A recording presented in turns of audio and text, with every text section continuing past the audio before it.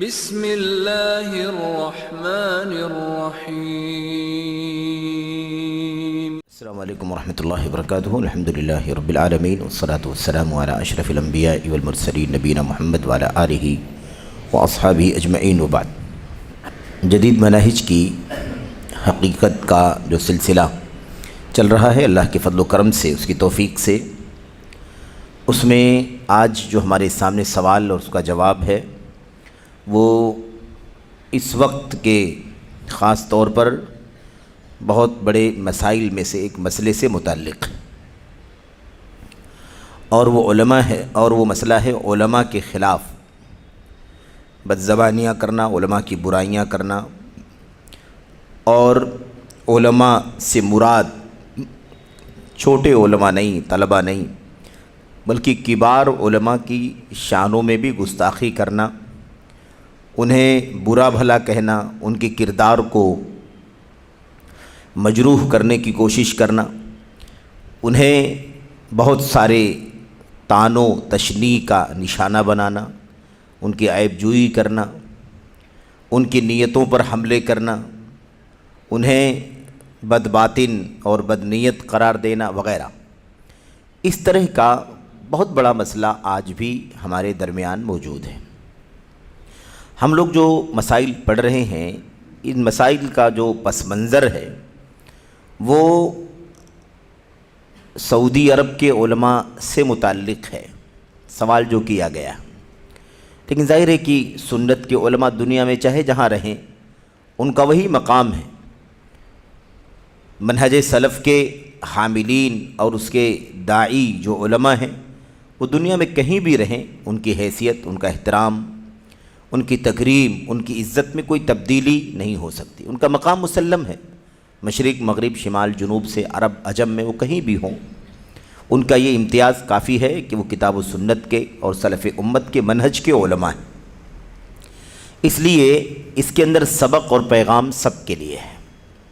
خاص طور پر اس میں یہ بات آنے والی ہے سوال میں، جواب میں، کہ جو علماء کبار علماء پر جو طعن و تشنیع کا مسئلہ ہے، یعنی ان کی عیب جوئی کرنے کا، ان کی برائیاں بیان کرنے کا جو مسئلہ ہے، اس کا جو پس منظر ہے وہ یہ ہے کہ ایسا کام کرنے والے وہ لوگ ہیں، عوام یا کچھ نوجوان ناسمجھ قسم کے، وہ ہیں جنہیں اس سوچ میں مشغول کر دیا گیا ہے کہ سب سے زیادہ ہمیں فکر ہونی چاہیے حکومت اور سیاست کے مسائل کی۔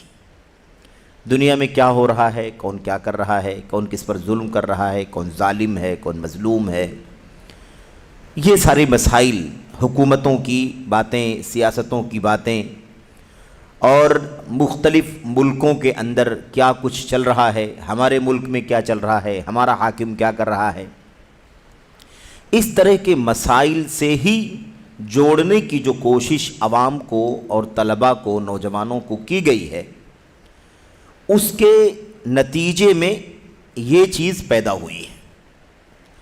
کیونکہ یہ جو علماء ہیں، سچے علماء، سنت کے علماء، وہ امت کو اس بات کی رہنمائی کرنے کی سب سے بڑی ذمہ داری سمجھتے ہیں کہ عقیدہ کیا ہے، ایمان کیا ہے، توحید کیا ہے، اس میں کمیاں کیا ہیں، ایک انسان حلال حرام کی زندگی کیسے گزارے، دین پر عمل کیسے کرے، اپنے عمل کی اصلاح کیسے کرے، صحیح راستہ امت کے اسلاف کا، جو نبی کا، صحابہ کا، تابعین کا، تبع تابعین کا راستہ جو تھا، وہ راستہ کیا ہے، اس کو پڑھا جائے، اسے سیکھا جائے اور اسے زندگی میں عمل کیا جائے، برتا جائے، یہ ہماری سب سے بڑی ذمہ داری ہے۔ یہ وہ سکھانے کا کام کرتے ہیں، وہ امت کے عوام کو، نوجوانوں کو، طلباء کو دنیا کی سیاستوں سے، حکومت کے مسائل سے، جھگڑوں سے، آپس کی سیاسی جو کہہ لیجئے کہ بحث و تکرار ہوتی ہے، سیاسی جو گفت و شنید ہوتی ہے، اس میں ان نوجوانوں کو مبتلا نہیں کرنا چاہتے، اور یہ سمجھاتے ہیں کہ بھئی یہ جس کا کام ہے وہ کر رہا ہے، سیاست کا جو کام ہے وہ سیاست دان لوگ کر رہے ہیں، حکمران کر رہے ہیں، وزراء کر رہے ہیں، اس سے متعلق یا اس کے متخصصین، ماہرین وہ کام کر رہے ہیں، آپ کا یہ کام نہیں ہے. آپ کا کام ہے کہ آپ علم کتاب و سنت سیکھیں، سلف کی راہ کو سمجھیں، تاکہ آپ ایک علم کی روشنی میں ستھری زندگی اللہ تبارک و تعالیٰ کو راضی کرنے والی سیکھیں. اپنی اصلاح کریں، اپنے بھائیوں کی اصلاح کریں، اپنے گھر والوں کی اصلاح کریں، اور اپنے قوم اور قبیلے کے لوگوں تک حق پہنچانے کی کوشش کریں. یہ تمہارا کام ہے. تو اب چونکہ یہ علماء جن کی بات چل رہی ہے، جن پر لوگ تان و تشنیع کرتے ہیں، ان کا مسئلہ یہی ہے کہ وہ سیاست کی باتیں نہیں کرتے، بلکہ جو ہمارے نوجوان یا ہمارے عوام یا ہمارے بچے سیاسی مسائل میں بہت زیادہ انٹرسٹ لیتے ہیں، دلچسپی لیتے ہیں، وہ علم کی مجلسوں میں نہیں آتے، علماء سے نہیں جڑتے، حلقات میں نہیں بیٹھتے. سمجھ رہے ہیں؟ ایسے طلبہ کو یہ علماء جو ہیں وہ اس سے منع کرتے ہیں کہ آپ کیوں سیاست کے مسائل میں گھسے ہوئے ہو؟ آپ کو کیا پڑی ہے کہ سیاست کے سیاسی طور پر ہمارا فلاں ملک یہ کر رہا ہے، فلاں ملک یہ کر رہا ہے، فلاں حاکم یہ کر رہا ہے؟ آپ کو اس سے کیا مطلب ہے؟ آپ کا کام وہ نہیں ہے، جس کا وہ کام ہے وہ کر رہے ہیں. آپ سیاست کے اسرار و رموز سے، اس کی باریکیوں سے اور اس کی جھنجھٹوں سے آپ اپنے آپ کو کیوں جوڑتے ہیں؟ آپ کا وہ کام نہیں ہے. اللہ آپ سے یہ نہیں پوچھے گا کہ تم نے دنیا کی سیاست کا علم کیوں نہیں حاصل کیا، تم نے اپنا ایکشن کیوں نہیں لیا، تم نے اپنی کوشش کیوں نہیں کی. اللہ تبارک و تعالیٰ ہم میں سے کسی سے یہ نہیں پوچھنے والا ہے. جو سیاست میں ہیں، جو ذمہ دار ہے، جو حاکم ہے، جو بادشاہ ہے، جو وزیر ہے، جو فلاں ہے، اس کی ذمہ داریوں کے بارے میں اللہ تعالیٰ اس سے پوچھے گا. ہم کو اس سے کوئی بھی مطلب نہیں ہے. ہمارا جو تعلق ہے اس سے وہ یہی ہے کہ اگر حالات اچھے نہ ہوں تو اللہ سے دعا کی جائے کہ حالات اچھا بنا دے. کوئی سیاسی حکمران اگر کوئی غیر مناسب تصرف بھی کرتا ہے تو ہمیں اللہ سے دعا کرنی کہ اللہ تعالیٰ اس کی اصلاح فرما دے. لیکن اس میں پڑھنا، انٹرسٹ لینا، پھر آگے بڑھ کر کے اس پر حکم لگانا کہ آدمی نے اس فلاں حاکم نے ایسا کیا اس لیے آدمی اسلام سے باہر نکل گیا، یہ تو کافروں کا کام ہے، یہ بھی کافر ہو گیا، نعوذ باللہ. اس طرح کی بات کرنا، یا پھر یہ کہنا مثال کے طور پر کہ ایسے شخص کو اکھاڑ پھینکنا چاہیے، اس کی حکومت کا تختہ الٹ دینا چاہیے، چلو کچھ کرتے ہیں. یہ سارے راستے خارجیت کے راستے، خروج کے راستے. بدقسمتی سے جو نام کے ساتھ خارجی کسی زمانے میں ہوا کرتے تھے، اس نام کے بغیر بھی بہت سارے لوگ اس ذہنیت اور اس سوچ کے دنیا میں ہیں جو یہی ذہن نوجوانوں کا بناتے ہیں.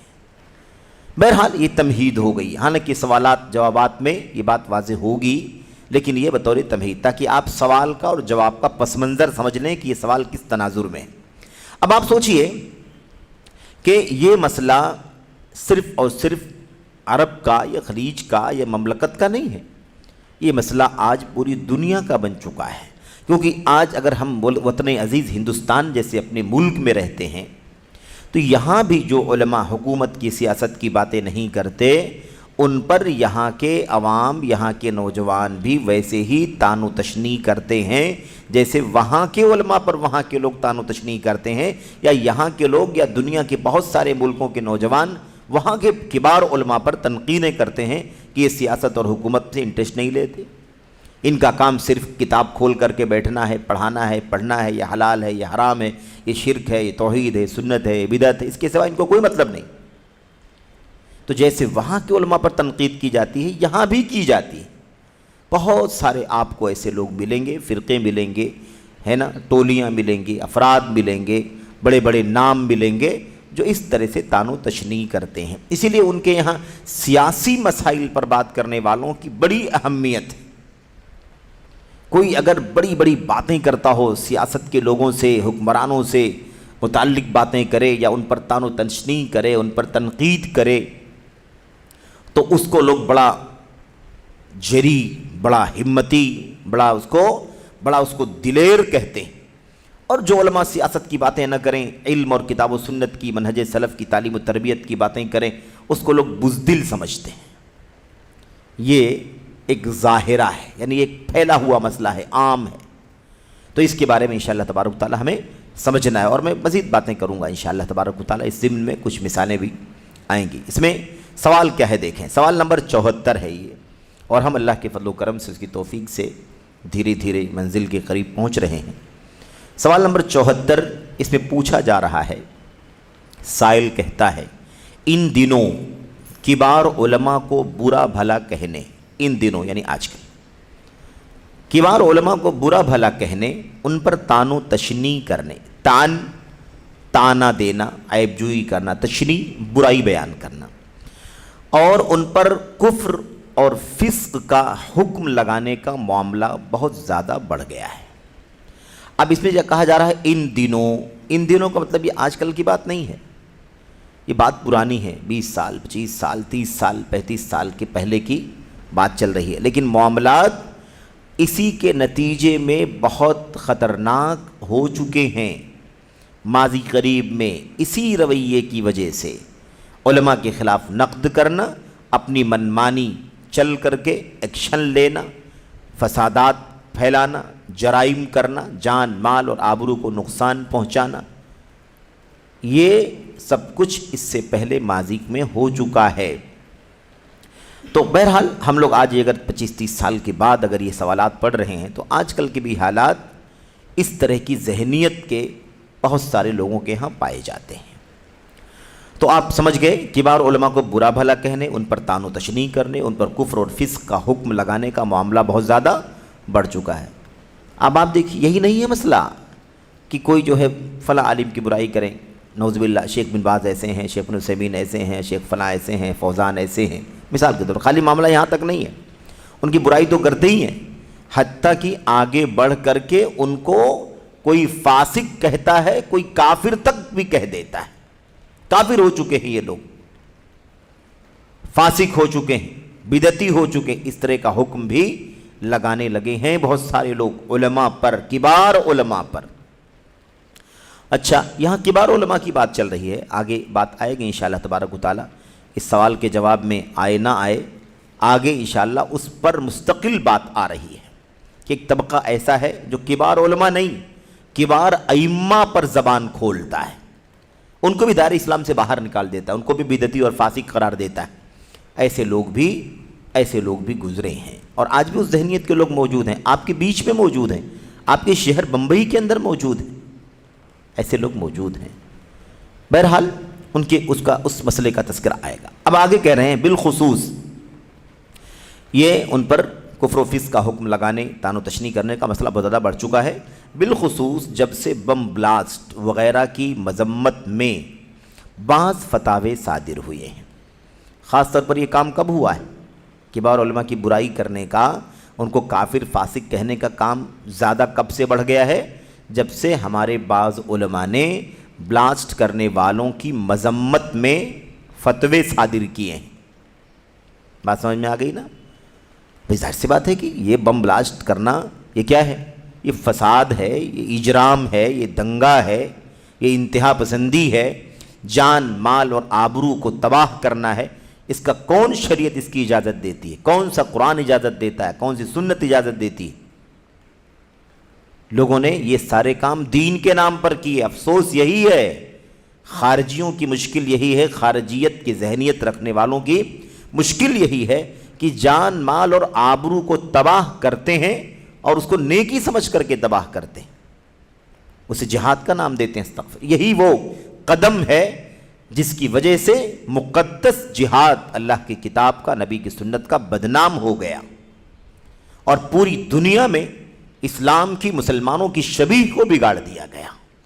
ان چند مجرموں کی وجہ سے اسلام کا رخ زیبا بدنام ہو گیا۔ اس دنگے فساد سے اسلام کی جہاد کا کیا تعلق ہے؟ اسلام کا جہاد دنگا فساد ختم کرنے کے لیے آیا ہے، دنگا فساد کرنے کے لیے نہیں آیا ہے۔ وَقَاتِلُوهُمْ حَتَّى لَا تَكُونَ فِتْنَةٌ، جہاد اس لیے تاکہ فتنہ نہ رہے۔ یہ فتنہ پھیلانے کا کام کر رہے ہیں، اس کا نام جہاد کا رکھتے ہیں۔ خیر، یہ خارج کا عام پیشہ ہے، سب لوگ جانتے ہیں۔ ہم بات ہی کر رہے ہیں، کہتے ہیں جب سے بم بلاسٹ وغیرہ کی مذمت میں بعض فتاوے صادر ہوئے ہیں، تب سے یہ معاملہ زیادہ بڑھ گیا ہے۔ اب بھئی فتویٰ صادر ہو رہا شیخ بن باز کی طرف سے کہ یہ جان مال کو تباہ کرنا حرام ہے اسلام کے اندر، ایک جان کو اگر کسی نے ناحق پامال کر دیا تو اس کی سزا کتنی ہے، اور جس نے ہزاروں کو پامال کیا ہو اس کی سزا کتنی ہوگی، جس سے مسلمانوں کے املاک تباہ کیے، جتنے آبرو ضائع کر دی، ایسے لوگوں کا کیا حال ہوگا؟ تو مذمت میں فتوے آئے. اب شیخ بن باز نے فتویٰ دیا تو شیخ بن باز مجرم، شیخ ابن عثیمین نے فتویٰ دیا تو وہ مجرم ہے، شیخ البانی رحمۃ اللہ علیہ نے فتویٰ دیا تو وہ مجرم ہے، شیخ صالح فوزان فتویٰ دے رہے ہیں تو وہ مجرم ہے. ان سب علماء کو بطور مثال، یہ بطور مثال ہے، بہت بڑی تعداد ہے علماء کی الحمدللہ. تو ان کو کیا کہا؟ یہ سارے علماء، ان پر عیب لگایا، کسی کو کافر کہا، کسی کو فاسق کہا، کسی کو کہا حکومت کے یہ غلام ہیں، حکومت کے پٹھوں ہیں، امریکہ کے اشارے پر چلتے ہیں، یہودیوں کے ایجنٹ ہیں، فلاں ہے وغیرہ. یہ ساری باتیں، کچھ باتیں گزر چکی ہیں آپ کے سامنے، اس سے پہلے بہت ساری باتیں اس سے پہلے گزر چکی ہیں. یہ سب کیا ہے؟ یہ سب ان لوگوں کی طرف سے ہیں.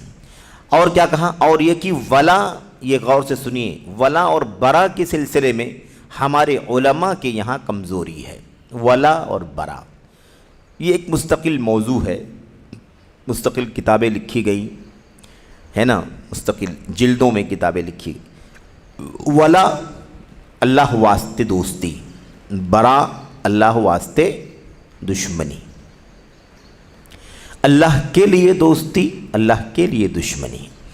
نہ تو کسی قوم کی وجہ سے، نہ کسی رنگ کی وجہ سے، نہ کسی مال کی وجہ سے، نہ کسی اور دنیوی فائدے کی وجہ سے، کسی وجہ سے دوستی نہیں. دوستی صرف اللہ کی وجہ سے، اللہ کے لیے.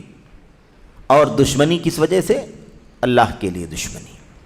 بہرحال ولا اور برا کے سلسلے میں ہمارے علماء کے یہاں کمزوری ہے. یعنی دوستی کس سے رکھنی چاہیے، دشمنی کس سے رکھنی چاہیے، اس سلسلے میں ہمارے علماء کے یہاں کمزوری ہے. اب یہی مسئلہ ہے نا، علماء کو سمجھانے کی ضرورت کس کو پڑ رہی ہے؟ ان جہلا کو. یہ جہلا سمجھائیں گے علماء کو کہ کمزوری ہے آپ کے یہاں، آپ غلط کر رہے ہیں. یہ کتنی افسوس کی بات ہے. یہ سب نتیجہ کس بات کا ہے؟ علم اور علماء سے دوری اختیار کرنے کا. علم کے راستے پر چلتے، علم حاصل کرتے. علم روشنی ہے. علم کیا ہے؟ علم روشنی ہے، قرآن کا، سنت کا، نبی کے صحابہ کے کی سیرت کا، امت کے اسلاف کی زندگی کا. علم کیا ہے؟ روشنی ہے. انسان ہر طرح کے اندھیروں میں اپنے آپ کو روشنی کے راستے پر پائے گا. لیکن اگر آدمی روشنی سے ہی محروم رہے تو پھر آپ سوچئے کہ بھٹکنے کے کتنے راستے ہو سکتے ہیں. اندھیرا ہے، کچھ بھی ہو سکتا ہے. آدمی گڑھے میں گر سکتا ہے، آدمی لڑھک سکتا ہے، آدمی کو ٹھیس لگ سکتی ہے، آدمی کو موذی جانور نقصان پہنچا سکتا ہے، کوئی ڈس سکتا ہے، کوئی کھا سکتا ہے، کچھ بھی ہو سکتا ہے. روشنی میں آ جائے ہر چیز سے سیف ہو جائے گا. نہ راستہ بھٹک سکتا ہے، نہ لڑھک سکتا ہے، نہ ضائع ہو سکتا ہے، نہ کسی کا لقمہ بن سکتا، سب کچھ سیف ہو جائے گا. آدمی روشنی، علم روشنی ہے. علم کیا ہے؟ روشنی ہے. اور جس کو علم سے ہی محروم کر دیا گیا ہو اس کا یہی حشر ہوتا ہے کہ وہ اپنے بارے میں بھی نہیں جانتا کہ میں جاہل ہوں، مجھے علم حاصل کرنے کی ضرورت ہے، دوسروں کے اوپر حکم لگانا شروع کر دیتا ہے.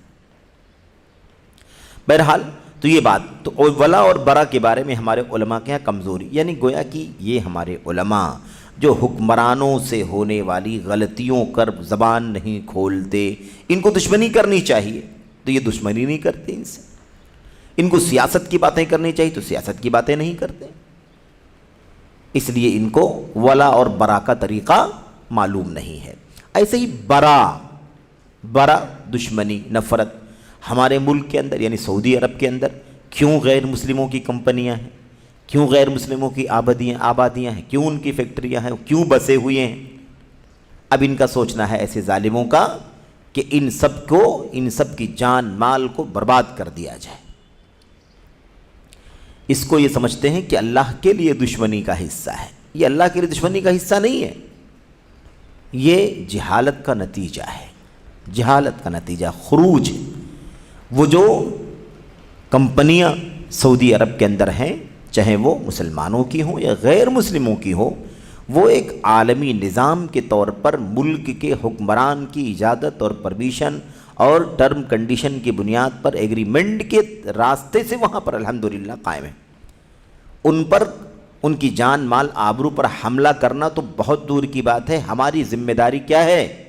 ان کی جان مال، ان کی آبرو کی حفاظت کریں، کیونکہ اسلامی حکمران کے معاہدے کے ساتھ وہ آپ کے ملک میں بستے ہیں. ان ظالموں نے جہالت کی وجہ سے کیا حکم لگایا؟ ہمارے علماء کے پاس کمزوری ہے، ان سے دشمنی کرنی چاہیے تو ہمارے علماء نہیں بولتے. ہمارے علماء جانتے ہیں کہ ان کا کیا حکم ہے، اس لیے وہ نہیں بولتے ہیں. آپ جاہل ہیں اس لیے ایسی بات کرتے ہیں. تھوڑا میں اس لیے کھول رہا ہوں تاکہ ایک دم سمجھ میں آ جائے کہ ولا برا کی بات کیوں کہی ان لوگوں نے. یہ سوال ہے، ابھی جواب آ رہا ہے آگے. تو کیا کہا؟ ولا اور برا کے بارے میں ہمارے علماء کے ہاں کمزوری ہے. ہمارے علماء کے ہاں کمزوری ہے. بھائی آپ جاہل ہو کر کے علماء کی کمزوری بیان کر رہے. کاش یہ چیز اپنے بارے میں سوچ لیتے کہ آپ کے ہاں کتنی کمزوری ہے تو شاید آپ علم کا راستہ پکڑ لیتے. لیکن افسوس آدمی کو اپنی جہالت دکھائی نہیں دیتی. امت کے پہاڑ جیسے علماء کے بارے میں زبان کھولنے میں بڑی جرات ہو جاتی ہے. اور یہی مسئلہ ہے، جہالت جو ہے نا، یہ جہالت حق کے خلاف جری کر دیتا ہے، اور علم جو ہے وہ باطل کے خلاف جری کرتا ہے. یہی فرق ہے دونوں کے اندر. علم باطل کے خلاف جرت و ہمت دیتا ہے، اور جہالت علم کے خلاف، علماء کے خلاف انسان کو جری اور ہمت والا بنا دیتا ہے. تو یہ بہت خطرناک مسئلہ ہے. بہرحال تو یہ ہے، کہتے ہیں وغیرہ بطور مثال اس طرح کی باتیں بیان کر کے یہ لوگ کبار علماء کے خلاف زبانیں کھولتے ہیں آج کل. سوال کیا ہے؟ سوال یہ ہے کہ میں امید کرتا ہوں کہ اس بارے میں آپ ہمیں نصیحت فرمائیں گے. سوال کرنے والا شیخ صالح فوزان سے کہہ رہا ہے ہمیں امید ہے کہ آپ نصیحت فرمائیں گے اور بتائیں گے کہ ایسا کہنے والے نوجوان پر رد کرنے کا کیا حکم ہے. دو سوال ہو گئے. ایک تو ایسا سب جو کیا جا رہا ہے اس کا کیا حکم ہے، اور ایسے نوجوان پر اگر ہم رد کریں تو رد کرنا چاہیے کہ نہیں کرنا چاہیے. یہ مسئلہ بھی بڑا اہم ہے. دوسرا والا، آج بھی اگر کوئی حکمرانوں کے خلاف، علماء کے خلاف باتیں کرتا ہے تو ایک اس پر نقد کیا جائے، اس کو سمجھایا جائے، ہے نا، اس کی کمزوری بیان کی جائے کہ بھائی تمہاری حیثیت ایسی نہیں ہے کہ تمہیں کام کرو. تو ایک طبقہ اس کے دفاع میں کھڑا ہو جاتا ہے اور کہتا ہے کہ بھائی وہ اپنی ذمہ داری ادا کر رہا ہے، ضروری ہے یہ کام وہ کر رہا ہے، آپ نہیں کر رہے ہیں، وہ کر رہا ہے. بھائی اس کا وہ کام ہے کہ نہیں ہے یہ بتانا بھی تو علماء کی ذمہ داری ہے. لیکن سب جہالت در جہالت، وہ جاہل ہے اس راستے پر چل لگا ہوا ہے، اور دوسرا جاہل ہے جو اپنی جہالت کے ساتھ اس کا دفاع کر رہا ہے. کس طرح سے علم سے دوری کا ماحول بنتا چلا جا رہا ہے. اور اللہ کے نبی علیہ السلام نے بات بیان فرمائی تھی کہ جس طرح سے قیامت قریب ہوگی علم اٹھا لیا جائے گا. یرفع العلم وینشر الجہل، ہے نا، ویفش الجہل یظہر الجہل. جہالت پھیلے گی، جہالت کا غلبہ ہوگا، جہالت کا بڑھاوا ہوگا، اور علم کمزور ہو جائے گا، علم اٹھا لیا جائے گا، علم کم ہو جائے گا. کئی تعبیرات ہیں نبی کریم صلی اللہ علیہ وسلم کی. کہیں آپ نے فرمایا یقل العلم، علم کم ہو جائے گا. کہیں آپ نے فرمایا یرفع العلم، اٹھا لیا جائے گا. اب لوگ سوچتے ہیں اتنی ساری ڈگریاں، اتنی ساری یونیورسٹیز، اتنے سارے کالجز، اتنے سارے بڑے بڑے، ہے نا، ایم ایز اور پی ایچ ڈیز موجود ہیں، تو علم کہاں کم ہو رہا ہے. اس کی بات نہیں ہو رہی ہے، اس علم کی بات نہیں ہو رہی ہے. بات علم دین اور شریعت کی ہو رہی ہے. ایک آدمی دنیا کی اعلیٰ سے اعلیٰ ڈگری لے کر کے بیٹھا ہو اور اگر اسلام کے اصولوں کا علم اس کے پاس نہ ہو تو اللہ کی نظر میں وہ عالم نہیں، وہ جاہل. علم اصل میں اللہ کی کتاب کا، نبی کی سنت کا علم ہے، جسے اللہ کو پہچانے بندہ، نبی کو پہچانے، اللہ کی شریعت کو پہچانے، اللہ کے حق توحید کو پہچانے، اصولوں کو جانے. وہ علم ہے جس کی بنیاد پر کوئی آدمی علم والا بنتا ہے. اگر اس کے حساب سے دنیا کا بھی علم ہے تو اچھی بات ہے، صحیح علم ہو، جائز علم ہو، اس کا نقصان نہیں بلکہ اس کا فائدہ ہوتا ہو تو ٹھیک ہے. لیکن اگر کوئی آدمی دین کے علم سے، بنیادی علم سے بے بہرا ہو اور دنیوی اعتبار سے بہت اونچی ڈگریوں کا مالک ہو تو اللہ تبارک و تعالیٰ کی نظر میں وہ علم والا نہیں. قرآن میں فرمایا کہ علم والے اور جاہل برابر نہیں ہو سکتے. اس سے مراد علم دین و شریعت ہے. قرآن و سنت کے اندر جہاں بھی علم کی فضیلت منقبت آئی ہے اس سے مراد قرآن، سنت، شریعت کا علم ہے. اس سے مراد میڈیکل، طب، سائنس، انجینئرنگ اور فلاں فلاں کا علم نہیں ہے. اس کا حکم یہ ہے شریعت کے اندر کہ ہر وہ علم حاصل کرنا جائز ہے جس سے انسان دنیا میں آخرت میں صحیح فائدہ اٹھا سکے. جب تک کوئی علم آپ کو دین کے خلاف نہ ہو، اللہ سے دور نہ کرے، الحاد کا راہ نہ دکھائے، تب تک آپ کے لیے وہ علم جائز ہے. اور اگر کوئی تقاضا ہو دنیاوی اس علم کے حاصل کرنے کا تو وہ واجب بھی ہو سکتا ہے. اتنے اطباء کی ضرورت ہے، واجب ہے اتنی انجینئرز کی ضرورت ہے، واجب ہے، کوئی مسئلہ نہیں. بات سمجھ میں آ رہی نہیں؟ دونوں میں فرق یہ ہے. لیکن خلط ملط کرنا، قرآن و سنت کے نصوص کو جہاں علم کی بات آئی ہے اس کو اٹھا کے دنیا کے سارے علم پر فٹ کر دینا، یہ بالکل غیر مناسب سی بات ہے، بے دلیل بات ہے.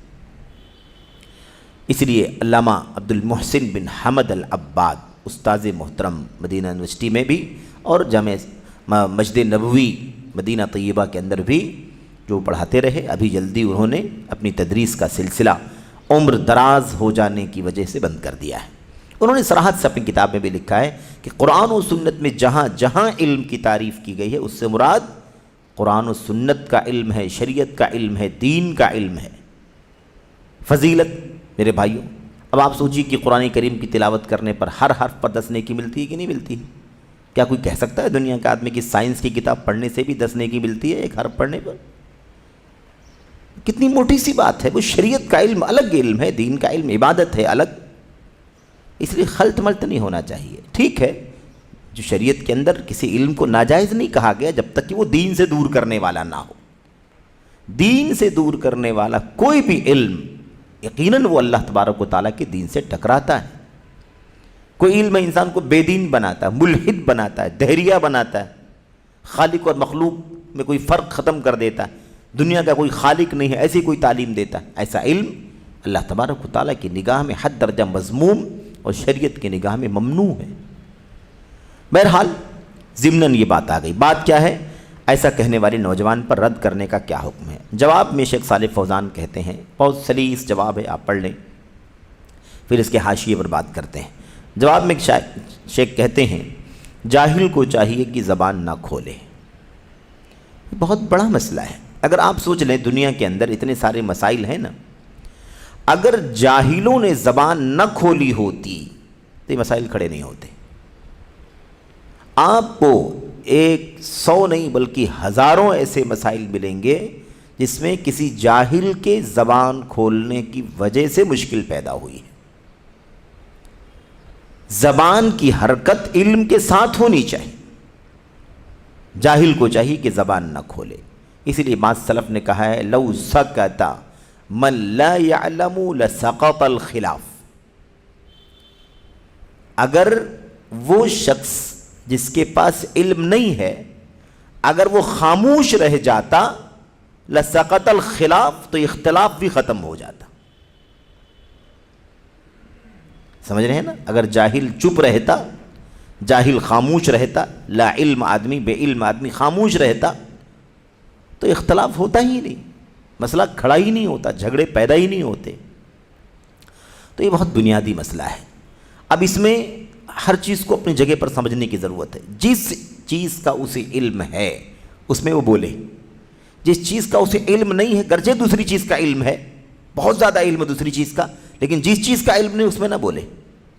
ایک آدمی کو طب کا، میڈیکل سائنس کا بہت زیادہ علم ہے، اچھی بات ہے، اس کا میدان ہے، بالکل بولے، وہ بولے لکھے اپنی باتیں پیش کریں. لیکن اسی شخص کو دین کا علم نہیں ہے تو عقیدے میں دین میں بات نہ کرے. وہ ایک شخص کو دین کا علم ہے وہ دین کے علم میں بات کرے، لیکن اس کو میڈیکل سائنس کا علم نہیں ہے تو میڈیکل میں کیوں بات کرے؟ وہ اس کا میدان ہی نہیں. اس لیے اس میں کوئی ہتک کی بات نہیں، کوئی توہین کی بات نہیں. جس چیز کا علم ہے اس میں وہ بات کرے، جس چیز کا علم نہیں اس میں بات نہ کرے. اور یہ جو نقطہ ہے نا، یہ علم کے مطابق بات کرنا، یہ شریعت کا بہت بنیادی اصول ہے. شریعت نے اس کو بہت باریکی سے، بہت ڈیپلی اسے سمجھایا ہے. یعنی تخصصات پر گفتگو کرنے کی بات کی شریعت. ایک آدمی کو حدیث کا علم ہے، ایک آدمی کو تفسیر کا علم ہے، ایک آدمی کو فرائض کا علم ہے، ایک آدمی کو حلال و حرام کا علم ہے، مثال کے طور پر سمجھ. ایک آدمی کو عربک زبان و ادب کا علم ہے، ایک آدمی کو نسب کا علم ہے. اب یہ الگ الگ کیا ہے؟ میدان ہے. سب کو ہر چیز کا کچھ نہ کچھ علم ہے، لیکن ایک شخص کو حدیث کا علم بہت گہرا ہے فقہ کے مقابلے میں. تو اب اسلام کیا کہتا ہے؟ اسلام یہ کہتا ہے کہ حدیث کی نالج کے لیے حدیث والے سے بات کرو. اس آدمی کو فقہ کا گہرا علم ہے، فقہی مسائل کا ہے نا، اجتہادی مسائل کا، تو اس طرح کی مسائل ہو تو اس سے رابطہ کرو، حدیث والے سے رابطہ مت کرو. سمجھ رہے ہیں؟ ایک آدمی کو فرائض کا علم بہت ماہر ہے، وہ تو ماہر فرائض سے فرائض کی بات کرو، میراث کی بات کرو، جبکہ سب لوگ جانتے ہیں، سارے سبجیکٹ کا علم سبھی لوگوں کو ہے، لیکن اس میں سے کسی کسی کو اللہ تعالیٰ نے کسی کسی سبجیکٹ میں گہرا علم عطا فرمایا ہے۔ اسلام اس چیز کو اتنا مرتب کرتا ہے، اتنا زیادہ اس کو حساس ثابت کرتا ہے کہ متخصصین کو ان کے تخصصات میں یاد رکھا جائے، انہی سے رابطہ کیا جائے۔ اسی لیے اللہ کے نبی علیہ الصلوۃ والسلام نے فرمایا تھا کہ معاذ بن جبل حلال و حرام کا سب سے زیادہ علم رکھتے ہیں، تو جس کو حلال و حرام کا پتہ لگانا ہو وہ معاذ بن جبل سے پوچھ لیا کرے۔ بقیہ صحابہ کو بھی علم ہے اس کا، لیکن معاذ بن جبل کو اس کا علم بہت زیادہ گہرا ہے، تو ان سے رابطہ کر لو۔ زید بن ثابت فرائض کے بہت ماہر ہیں، اور صحابہ فرائض کا علم رکھتے ہیں، لیکن زید بن ثابت کے پاس جو مہارت ہے وہ کسی کے پاس نہیں ہے۔ تو فرائض کا مسئلہ پوچھنا ہو، وارثین کا، کسی کی موت ہو گئی، وارثین کو کتنا کتنا ملے گا، وہ مسئلہ کس سے پوچھو؟ زید بن ثابت سے پوچھو۔ تو یہ مسئلہ بہت زیادہ بنیادی ہے۔ یہاں پر صاف بات ہے، جاہل کو چاہیے کہ زبان نہ کھولے، بلکہ کیا کرے؟ خاموش رہے۔ بعض لوگ یہ سمجھتے ہیں کہ چپ رہنا یہ بے عزتی ہے، خاموش رہنے میں عزت گھٹتی ہے، خاموش رہنے میں، چپ رہنے میں، جبکہ یہ نادانی ہے۔ چپ رہنے میں نجات ہے، چپ رہنے میں کیا ہے؟ نجات ہے۔ خاموش رہے، اگر آدمی زبان کھولے گا تو اس کا عیب باہر آ جائے گا، اور زبان بند رکھے گا تو عیب چھپا رہے۔ اسی لیے اللہ کے نبی کی بھی حدیث غالباً آتی ہے، من صمت نجا یا من سکت نجا سلیما، جو چپ رہے گا محفوظ رہے گا۔ بہرحال تو جاہل کو چاہیے کہ زبان نہ کھولے بلکہ خاموش رہے، اور اللہ سے ڈرے، اللہ سے ڈرے۔ کبھی کبھی کیا ہوتا ہے، کبھی کبھی آدمی اللہ سے تو ڈرتا ہے، سوچتا ہے یہاں نہیں بولوں گا تو میری بے عزتی ہو جائے گی، ٹھیک ہے، اللہ سے نہیں ڈرتا، صحیح بھی بولتا ہے، غلط بھی بولتا ہے، جو سمجھ میں آتا ہے بولتا ہے، سوچتا اگر زبان خاموش ہو جائے گی میری تو میری عزت نہیں رہ جائے گی، میرا مقام گھٹ جائے گا۔ آج دعوت کے میدان میں بھی بہت سارے جوہلا بہت تیزی کے ساتھ میڈیا کے راستے سے دنیا میں عام ہیں، پھیلے ہوئے ہیں۔ وہ چپ کیوں نہیں بیٹھتے، خاموشی کیوں نہیں اختیار کرتے؟ جس چیز کا علم نہیں، خاموش ہو جاؤ، لیکن وہ پھر بھی خاموشی اختیار نہیں کرتے۔ کیوں؟ اس لیے کہ ان کا سوچنا یہ ہے کہ خاموش رہنے میں ہماری بے عزتی ہے، خاموش رہنے میں ہمارا مقام گھٹ جائے گا، ہماری عزت گھٹ جائے گی، ہماری جو شہرت ہے، مقبولیت ہے، وہ مجروح ہو جائے گی، لوگ کیا سمجھیں گے؟ آدمی کے پاس معلومات نہیں، اس لیے وہ چپ رہنے میں اپنی حد تک سمجھتے ہیں، بولتے ہیں۔ یہ بہت بڑی نادانی ہے۔ علم والا علم کے مطابق بولتا ہے، جس بات کا علم ہے بولتا ہے، جس بات کا علم نہیں ہے اس میں اپنی زبان کو خاموش رکھتا ہے۔ تو یہ بہت بڑا المیہ ہے کہ امت میں اس وقت علم کے حوالے سے جو بہت زیادہ بے اعتدالی پائی جاتی ہے، اس میں یہ بہت بڑا مسئلہ ہے کہ لا علم آدمی خاموش نہیں رہتا، علم والا خاموش رہتا ہے، لیکن لا علم آدمی خاموش نہیں رہتا۔ یہ بڑا مسئلہ ہے۔ تو جاہل کو چاہیے کہ زبان نہ کھولے، خاموش رہے، اور اللہ سے ڈرے۔ اللہ سے ڈر کر کے خاموش رہنا ہے۔ لوگوں کی مقبولیت، لوگوں کے یہاں عزت ملے گی، لوگوں کے یہاں بے عزت ہو جاؤں گا، یہ سب سوچ کر کے نہیں، اللہ سے ڈر کے، اللہ کے یہاں جواب دہی کا احساس ہونا چاہیے۔ اب اگر کوئی آدمی کبار علماء کو فاسق کہے، کبار علماء کو مثال کے طور پر کافر کہے، یا ان کے بارے میں بہت ساری باتیں غیر مناسب کہے، جیسا کہ کہا نا ولا اور ورا کے بارے میں ہمارے علماء کمزور ہیں، اس طرح کی باتیں کہنے سے کیا کرنا چاہیے؟ اللہ سے ڈرنا چاہیے، اللہ سے ڈرنا چاہیے۔ کہتے ہیں بلا علم کوئی بات نہ کرے۔ اللہ تبارک و تعالیٰ کے کلام کی آیت کریمہ ہمارے سامنے ہے، بہت ہی عظیم الشان پیغام اس آیت کریمہ میں ہے۔ قل انما حرم ربی الفواحش ما ظہر منها وما بطن والاسم والبغی بغیر الحق وان تشرکوا باللہ ما لم ينزل به سلطانا وان تقولوا علی اللہ ما لا تعلمون۔ سورۃ الاعراف کی آیت کریمہ بہت ہی عظیم الشان، اس میں 4-5 باتوں کا تذکرہ کیا گیا ہے۔ اس میں یہ کہا گیا میرے رب نے حرام کیا ہے ان تمام فواحش کو جو علانیہ ہیں اور جو پوشیدہ ہیں، نمبر 1۔ نمبر 2، اور ہر گناہ کی بات کو، نمبر 2۔ نمبر 3، اور ناحق کسی پر ظلم کرنے کو، ٹھیک ہے۔ اس کے بعد اور اس بات کو بھی حرام کیا ہے کہ تم اللہ کے ساتھ کسی ایسی چیز کو شریک ٹھہراؤ جس کی اللہ نے کوئی سند نازل نہیں کی ہے، یعنی کوئی دلیل نہیں۔ نمبر 3۔ نمبر 4 اللہ نے کیا فرمایا؟ اور اس بات کو بھی حرام کیا ہے کہ تم اللہ کے ذمے کوئی ایسی بات لگا دو جس کو تم نہیں جانتے ہو۔ اللہ کے ذمے کوئی ایسی بات لگا دو جس کو تم نہیں جانتے ہو، یعنی اللہ تعالیٰ کے بارے میں کوئی بات کہنا، اللہ نے ایسا کہا ہے، اللہ نے ایسا کہا ہے، اللہ نے ایسا فرمایا ہے، تو یہ کیا ہوگا؟ یہ اللہ تبارک و تعالیٰ پر ایسی بات بولنا ہے جس کا ہمیں علم نہیں، اس لیے یہ بہت زیادہ خطرناک ہے، بہت زیادہ سنگین مسئلہ ہے۔ یہاں پر یہی بات کہی جا رہی ہے کہ تم اللہ پر کوئی ایسی بات بولو جو تم نہیں جانتے ہو، جو تم نہیں جانتے، تو بلا علم اللہ تبارک و تعالیٰ پر کوئی بات کہنا۔ یہ جو آیت کریمہ ہے اس میں یہ بات سب سے اخیر میں بیان کی گئی ہے۔ اس سلسلے میں اس سے پہلے بات ہو چکی ہے کہیں کہ جو 4 باتیں بیان کی گئی ہیں، چاروں باتیں بالترتیب ہیں، ہے نا؟ فواحش ظاہر باطن سب سے پہلے، اس سے بڑھ کر کے گناہ کا، زیادتی کا کام، ظلم و زیادتی کا کام، اس سے بڑھ کر کے اللہ تبارک و تعالیٰ کے ساتھ شرک کرنے کا کام، اس سے بڑھ کر کے اللہ تبارک و تعالیٰ پر کوئی بات بولنا جس کا علم نہیں ہے ہمیں۔ تو یہ سب سے خطرناک بات ہے جو بات بیان کی گئی ہے، شرک سے بھی بڑھ کر کے۔ کیوں؟ شرک تو شراکت کے حساب سے سب سے بڑا گناہ ہے، لیکن یہ اس اعتبار سے شرک سے بھی بڑھ کر ہے کہ یہ شرک نہیں ہے، یہ تو اللہ تبارک و تعالیٰ کا مقام خود لے لینا ہے، اللہ تعالیٰ کا مقام خود لے لینا ہے۔ ہمیں علم نہیں اور ہم اللہ تعالیٰ کے حوالے سے بات کر رہے ہیں، تو کیا اللہ ہو گئے ہیں کیا؟ یہ ہے مسئلہ۔ اس لیے اللہ تعالیٰ پر کوئی ایسی بات بولو جو تم نہیں جانتے ہو۔ اس لیے کہتے ہیں جاہل کے لیے علمی مسائل میں بات کرنا جائز نہیں ہے، علمی مسائل میں جاہل کے لیے بات کرنا جائز نہیں، بالخصوص تکفیر جیسے بڑے مسائل میں۔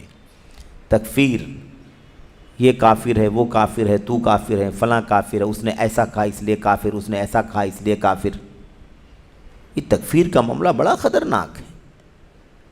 تکفیر اصل میں خارجیت کی پہچان ہے۔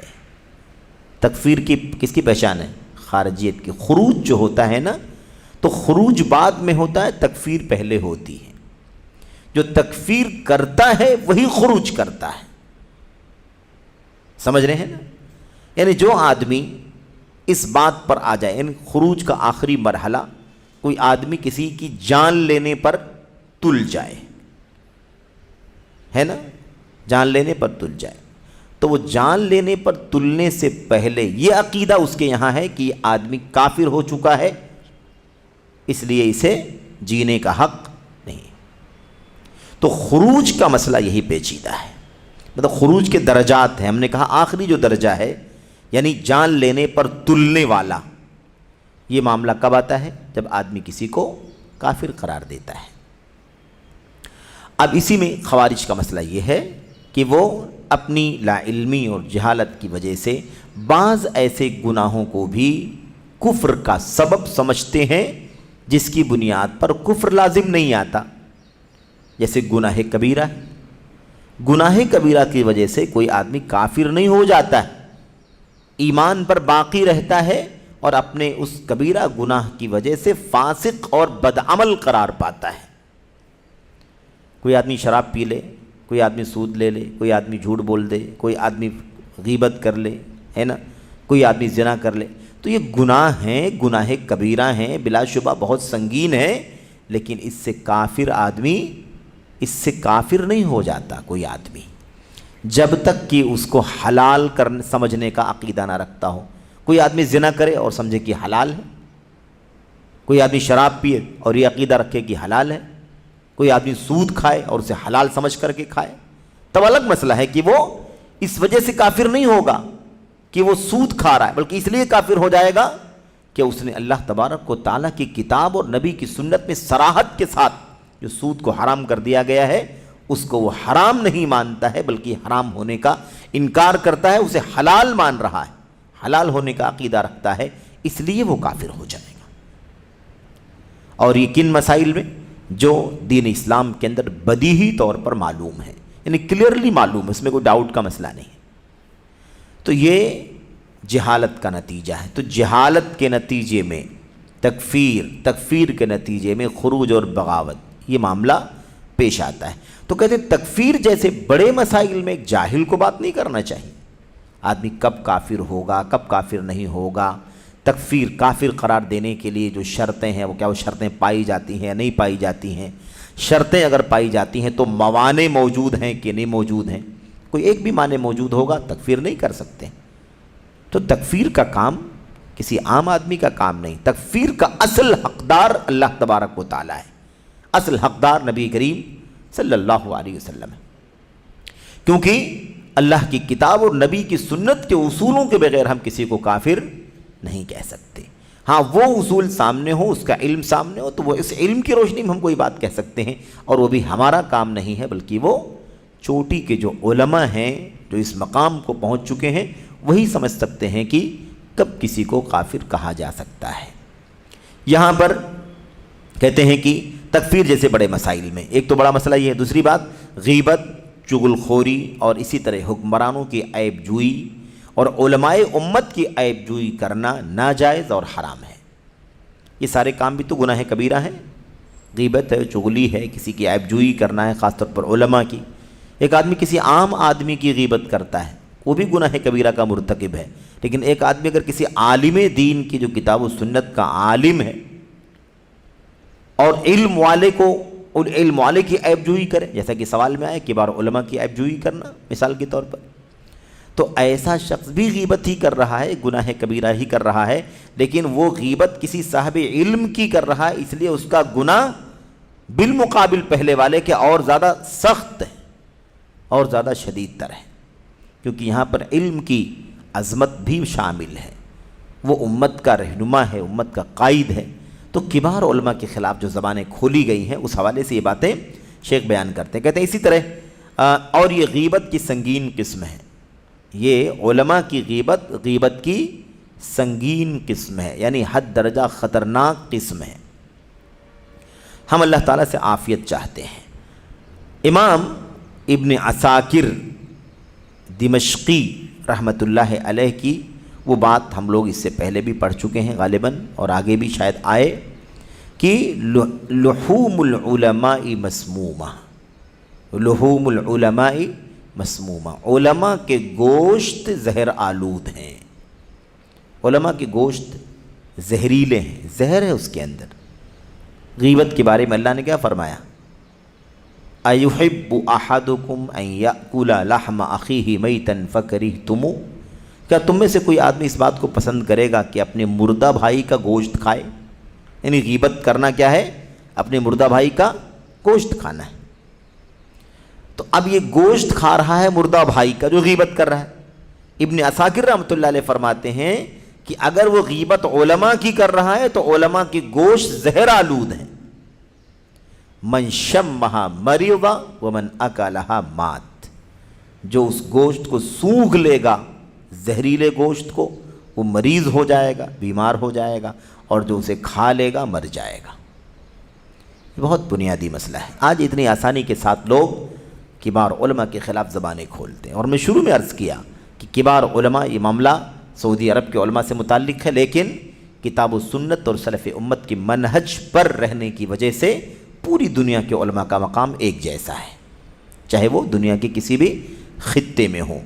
یہ ہمارے لیے روا اور جائز نہیں ہے۔ اس کے بعد آگے کہتے ہیں، آگے صفحہ نمبر 390 پر کہتے ہیں یہ اور ان جیسے دیگر حادثات ارباب حل و عقد کا کام ہے۔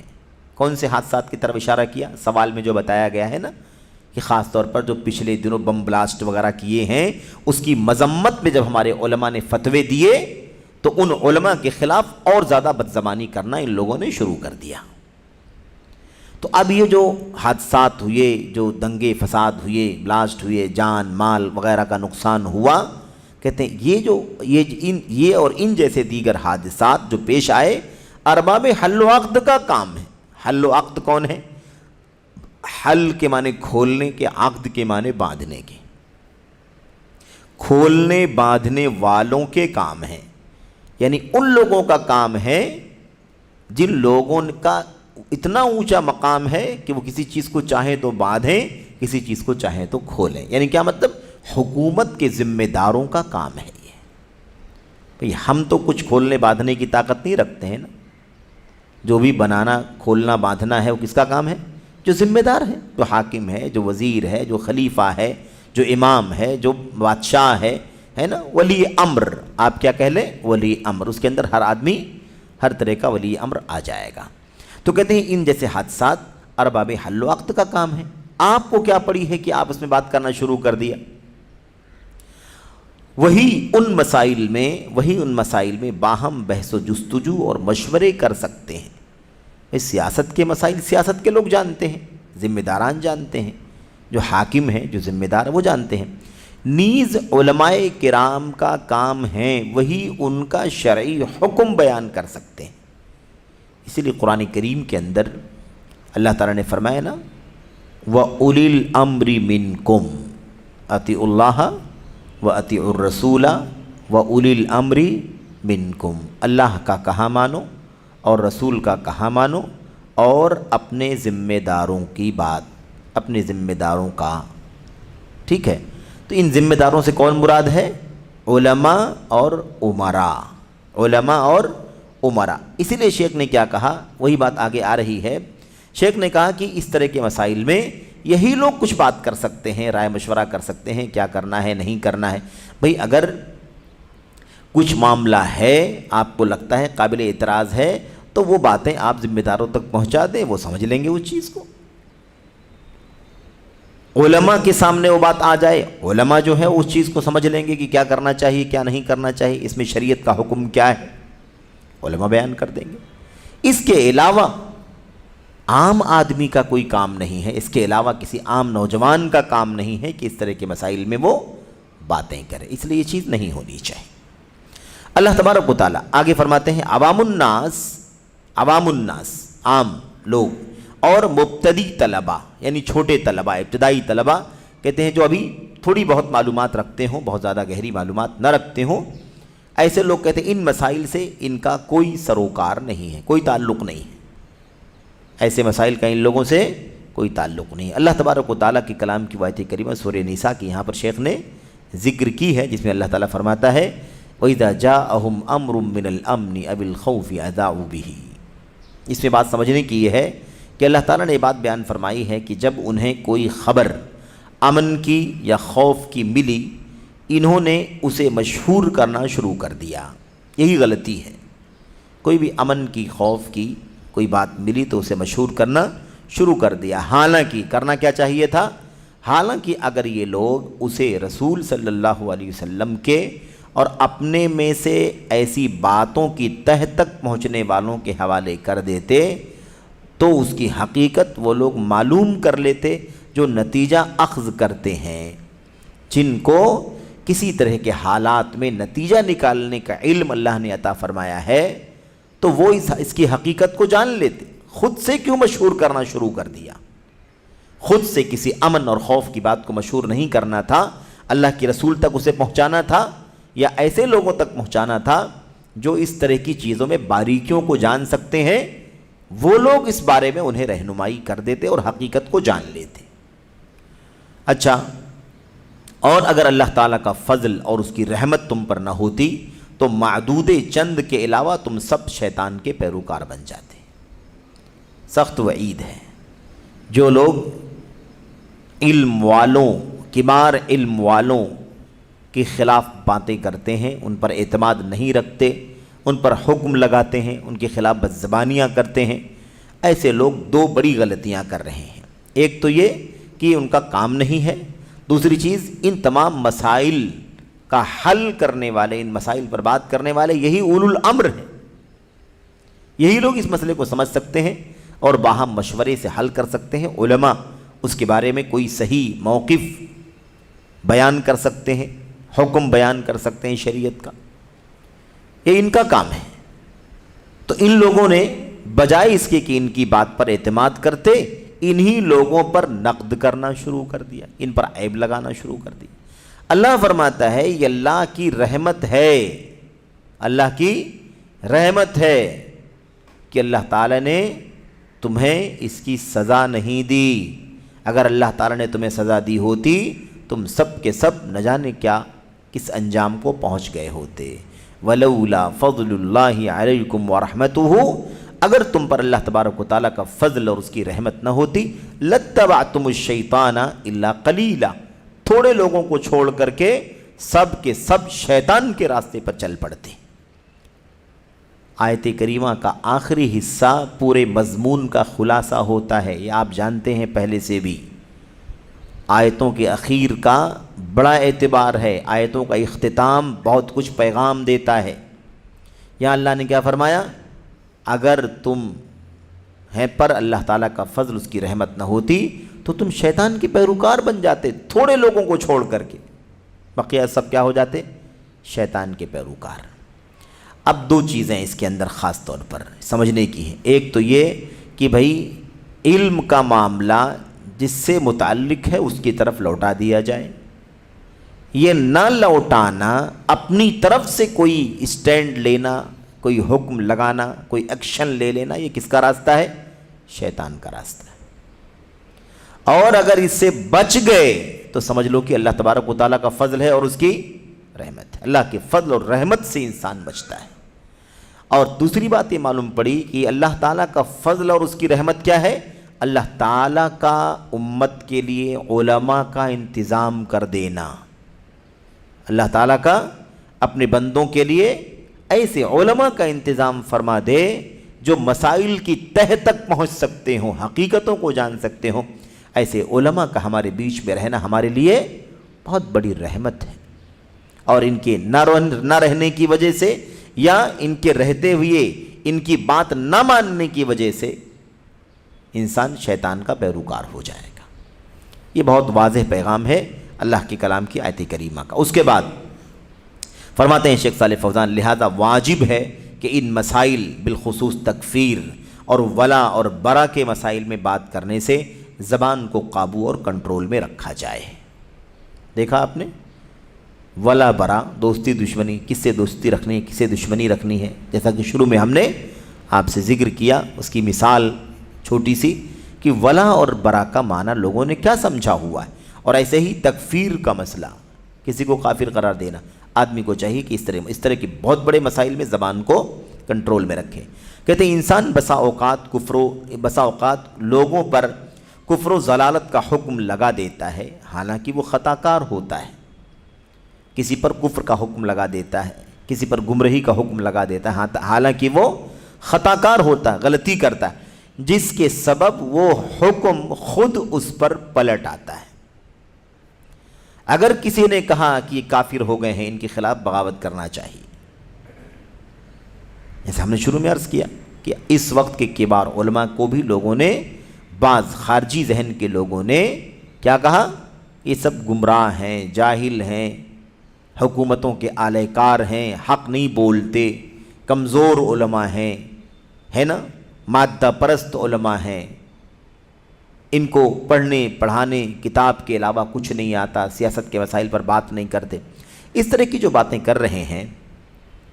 اب اگر کسی نے کہا کہ فاسق ہیں یہ علماء، کسی نے کہا کافر ہیں یہ نعوذ باللہ علماء، جیسا کہ یہاں تک لوگوں نے جرأت کی کہ علماء کو کافر تک کہا، اور جیسا کہ ہم نے کہا کہ آج بھی لوگ کہہ رہے ہیں، آپ کے اس شہر میں بھی ایسے لوگ موجود ہیں، ایسے جراثیم موجود ہیں جو علماء کو، بلکہ پرانے ائمہ کو کیا کہتے ہیں؟ وہ سب کافر ہیں نعوذ باللہ۔ اس طرح کی باتیں کرتے ہیں، کہتے ہیں آدمی حکم لگا دیتا ہے، بالکل خطا کار ہے، غلط کر رہا ہے، ہوتا کیا ہے؟ جس کے سبب وہ حکم خود اس پر پلٹ آتا ہے۔ کیونکہ اگر انسان اپنے بھائی سے کہے اے کافر یا اے فاسق، تو وہ ایسا نہ ہو تو وہ بات اسی پر پلٹ آتی ہے۔ بہت اہم مسئلہ ہے۔ کسی نے کسی کو کہا کافر ہے، لیکن وہ کافر نہیں ہے، تو کہنے والا کیا ہوگا؟ کہنے والے پر وہ لفظ پلٹ آئے گا، وہ کافر بن جائے گا۔ ٹھیک ہے، یہ اللہ کے نبی علیہ السلام کی حدیث ہے، نیچے اس کا ذکر آ رہا ہے حاشیے میں۔ تو معاملہ بڑا خطرناک ہے، معاملہ بڑا خطرناک ہے، لہٰذا اللہ سے ڈرنے والے ہر شخص پر واجب ہے کہ اپنی زبان بند رکھے سوائے اس کے جس کے سپرد یہ معاملہ ہو، سوائے اس کے جس کی ذمہ داری ہو، بس وہی بات کرے، جس کی ذمہ داری بنا دی گئی ہو، جس کے سپرد یہ مسئلہ کر دیا گیا ہو، بس وہی اپنی زبان کھولے، اور وہ اس کا اہل ہو، اس کے لائق ہو، اس کے قابل ہو، وہی زبان کھولے۔ مثال کے طور پر وہ معاملات کے ذمہ داروں میں سے ہو۔ کون زبان کھولے گا بھائی؟ جو مسلمانوں کے معاملات کا ذمہ دار ہے، حکومت کا ذمہ دار ہے، بادشاہ ہے، وزیر ہے، راعی ہے، ہے نا، چھوٹا بڑا جو ذمہ دار اپنی اپنی حیثیت کے ہوتے ہیں، جو معاملات سیاست کے جانتے ہیں، وہی سیاست کے مسائل پر باتیں کریں۔ یا علماء میں سے ہو، دو ہی طبقہ ہے نا، اولو الامر سے دو طبقے مراد ہیں، امراء اور علماء کے، بس یہی لوگ زبان کھولیں گے۔ تو ایسے شخص کے لیے اس معاملے کی تحقیق اور جستجو ناگزیر ہے، یعنی حکمرانوں میں سے ہو تو اس کو بولنا چاہیے، علماء میں سے ہو تو اسے بولنے کا اختیار ہے۔ اگر یہ دونوں نہیں بولیں گے تو پھر نہیں چلے گی بات، تو مشکلات کا حل یا اس کا راستہ نہیں نکلے گا۔ ان کو چاہیے کہ بات بولیں، یہی لوگ بات کریں، بقیہ عام لوگوں کا اس سے کوئی لینا دینا نہیں ہے، طلبہ کا اس سے کوئی لینا دینا نہیں ہے، نوجوانوں کا اس سے کوئی لینا دینا نہیں۔ ان کو چاہیے کہ وہ علم حاصل کریں، پڑھیں لکھیں اور صحیح ایمان و عقیدے اور صحیح راستے کی زندگی گزاریں۔ اسی پر اس کے بعد کہتے ہیں اسی لیے مسلمان پر لازم ہے، اس کے بعد کہتے ہیں اس کے برخلاف اگر آدمی عامت الناس میں سے ہو، یہ نقطہ بڑا اہم ہے جو بیان کر رہے ہیں اس کے اندر، اس کے برخلاف اگر آدمی عامت الناس میں سے ہو، یعنی عوام میں سے، عام پبلک میں سے کوئی ہو، یا چھوٹے طلبہ میں سے ہو۔ چھوٹے طلبہ، آج معاملہ کیسا ہے کہ ہم لوگ چھوٹے طلبہ جب کہتے ہیں تو ہم لوگ سمجھتے ہیں کہ وہ ابتدائیہ متوسطہ میں پڑھنے والا ہوگا، ہے نا، 8ویں 10ویں کلاس کا بچہ ہوگا۔ نہیں، یہ ہماری اپنی سوچ ہے۔ طلبہ کا مطلب یہ ہوتا ہے کہ وہ علماء کے اس مقام پر نہیں پہنچا ہے جس مقام پر پہنچ کر یہ اختیارات اسے حاصل ہوتے ہیں، تب تک آدمی مبتدی ہوگا، چھوٹے طلبہ میں شامل ہوگا، طالب علم کہلائے گا۔ ڈگریاں بھی اگر آدمی لے لے، بی اے ایم اے اور پی ایچ ڈی کی، تب بھی وہ طلبہ میں ہی شامل ہوگا، جب تک کہ وہ اس مقام کا علم والا نہ بن جائے جس مقام پر پہنچنے کے بعد اسے اختیارات حاصل ہو جاتے ہیں، تب تک وہ طلبہ کی فہرست میں رہے گا۔ اس لیے بہت ہی نازک مسئلہ ہے۔ آج بھی آپ اس چیز کا اندازہ لگا سکتے ہیں کہ بہت سارے ایسے لوگ ہیں جو بڑی بڑی ڈگریاں رکھتے ہیں اپنے پاس، ہے نا، بڑی بڑی ڈگریاں، اور اس کی مثالیں بھی آ چکی ہیں، نام آ چکے ہیں، تقریروں کے اقتباسات آپ کے سامنے آ چکے ہیں، کتابوں کے نام آ چکے ہیں، کیسٹوں کے نام آ چکے ہیں، ہے نا، بڑی بڑی ڈگریاں، پی ایچ ڈی کی ڈگریاں حاصل کرنے والے، لیکن وہ خروج کی راہ پر چل رہے ہیں، امت کو اکسا رہے ہیں، نوجوانوں کو بھڑکا رہے ہیں۔ سوال یہ ہے کہ ان ڈگریوں کا کیا فائدہ جب آپ کو اتنی موٹی بات کا علم نہیں ہے؟ اسی لیے کہا جاتا ہے کہ جو اس مقام پر پہنچ جائیں کہ وہ اس حقیقت کو سمجھ لیں، وہ علماء ہیں، ورنہ اس سے پہلے وہ کیا ہیں؟ اس سے پہلے وہ طلبہ ہی ہیں، خواہ وہ عمر بھی ان کی زیادہ ہو چکی ہو، عمر کے اعتبار سے بھی وہ سینئر ہو گئے ہوں، اور ڈگریوں کے حساب سے بھی وہ معروف ہو گئے ہوں، تب بھی ان کی حیثیت علماء کی نہیں ہو سکتی۔ اور اس چیز کو علامہ ابن عبد البر رحمۃ اللہ علیہ نے اپنی کتاب جامع بیان العلم و فضلہ کے اندر بہت تفصیلی گفتگو کی ہے، اور اس کا بھی کچھ حصہ آپ کے سامنے اس سے پہلے آیا ہے کہ اصل ہے کیا؟ اصل ہے کتاب سنت اور سلف امت کے منہج کا علم۔ جب تک آدمی کے پاس یہ علم نہیں ہے تب تک وہ چھوٹا ہے، گرچہ عمر میں بڑھا ہوا ہو یا ڈگریوں میں بڑھا ہوا ہو۔ یہ بہت بنیادی چیز ہے جسے ہمیں جاننے کی ضرورت ہے۔ اچھا، تو یہ بات آ گئی کہ اسے ہرگز اس بات کا حق نہیں، چھوٹے طلبہ میں سے ہو یا عامت الناس میں سے ہو، تو اسے ہرگز اس بات کا حق نہیں ہے کہ احکام صادر کرے، احکام حکم لگائے، یہ کافر ہے، یہ فاسق ہے، یہ بدعتی ہے، یہ ظالم ہے، اس کے خلاف بغاوت جائز ہے، یہاں نہیں جائز۔ یہ سارے حکم لگانا نہ عام لوگوں کا کام ہے، نہ چھوٹے طلبہ کا کام ہے۔ لوگوں پر حکم لگائے اور ان کی عیب جوئی کرے، سب جائز نہیں ہے اس کے لیے۔ لوگوں پر حکم لگائے، ان کی عیب جوئی کرے، حالانکہ وہ جاہل ہے، جاہل ہوتے ہوئے اس کے لیے ایسا کرنا جائز نہیں ہے۔ اور غیبت و چغلی کرے، حتیٰ کہ تکفیر و تفسیق وغیرہ کی باتیں کرے، یہ سب جائز نہیں ہے۔ بہت تجاوز کی بات ہے کہ ایک آدمی کے پاس علم نہیں ہے اور وہ اتنا آگے بڑھ چکا ہے کہ وہ فاسق ہونے کا حکم لگا رہا ہے کسی کے اوپر، کافر ہونے کا حکم لگا رہا ہے کسی کے اوپر، کسی کی غیبت و چغلی کر رہا ہے، یہ سب اس کے لیے جائز نہیں ہے، کیونکہ یہ ساری باتیں اسی کی طرف پلٹ آئیں گی، اسی کی طرف پلٹ آئیں گی۔ جو باتیں وہ کہے گا وہ پلٹ کر خود اس کی ذات پر آ جائیں گی، کیونکہ جس کے بارے میں کافر، فاسق، ظالم کہہ رہا ہے، نہ وہ کافر ہے، نہ وہ فاسق ہے، نہ وہ ظالم ہے۔ جن کے بارے میں کہی جا رہی ہیں، جن کے بارے میں وہ باتیں کہی جا رہی ہیں، ان کا کیا ہے؟ انہیں کوئی نقصان نہ پہنچے گا۔ عجیب اللہ تبارک و تعالیٰ کا نظام ہے، جس پر الزام لگایا جا رہا ہے وہ کافر ہے، فاسق ہے، جاہل ہے، لعنتی ہے، بدعتی ہے، کوئی حکم لگایا جا رہا ہے اور وہ ویسا نہیں ہے، تو کیا ہوگا؟ بولنے والے پر وہ چیز پلٹ آئے گی، جس کے بارے میں بولا ہے اسے کوئی نقصان نہیں پہنچے، کچھ نہیں بگڑے گا ان کا، بلکہ خود اسی پر لوٹ آئیں گی۔ اسی لیے ہمارے جو علماء ہیں، کبار علماء، وہ اس کی ایک ذرہ بھی پرواہ نہیں کرتے کہ کون ہمیں کیا بول رہا ہے، اس سے انہیں کوئی بحث ہی نہیں کہ ہمیں کوئی کیا بول رہا ہے، جس کا جو چیز چاہے کہے، بولے، لکھے، پروپیگنڈا جو بھی کرنا چاہتا ہے کرے، ان کو پتہ ہے کہ اس سے ہمارا کوئی نقصان ہونے والا نہیں۔ کافر کہا جا رہا نا ان کو، وہ کافر نہیں، الحمدللہ مومن ہے، صالحین میں سے ہیں، ان کو کافر کہا جا رہا ہے، کوئی نقصان ان کو پہنچے گا کافر کہے جانے کا؟ انہیں کوئی نقصان نہیں پہنچے گا، اور کہنے والا کیا ہوگا؟ وہ پلٹ کر کے اسی پر آ جائے۔ اس لیے اس کی فکر کبھی کرنے کی ضرورت نہیں ہے امت کے، ہے نا، علماء کو، کہ ہمیں کوئی کافر کہہ رہا ہے، کوئی ظالم کہہ رہا ہے، کوئی کچھ بھی نہیں ہوتا، کوئی نہیں نقصان ہوگا۔ اسی لیے مسلمان پر لازم ہے کہ اپنی زبان بند رکھے، بلا وجہ ان باتوں میں نہ پڑے جس کا اس سے کوئی سروکار نہیں ہے، جس کا اس سے کوئی تعلق نہیں ہے، لینا دینا نہیں ہے۔ لیکن اگر وہ شرعی کام کو لیکن اگر وہ شرعی احکام کو لے کر منمانی کسی کو غلط اور کسی کو صحیح ٹھہرائے، بات سمجھ میں آ رہی ہے نا؟